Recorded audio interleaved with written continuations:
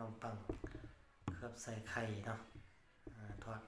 แล้วก็จิ้มน้ำแจ่วนี่นะเนี่ยมุกสไลด์มุกไข่เนาะพี่น้องเนาะคั่วผักลมฮิตเอาเนี่ยเนาะผักลมฮิตเนาะมันข้าวเหนียวร้อนๆเลยพี่น้องมาแซ่บๆน้ำคัดเนี่ย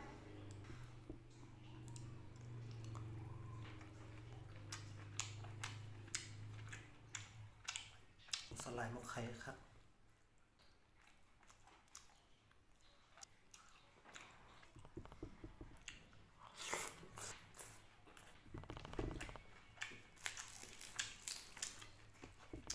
ขนมปังแล้วข้าวจีเนาะ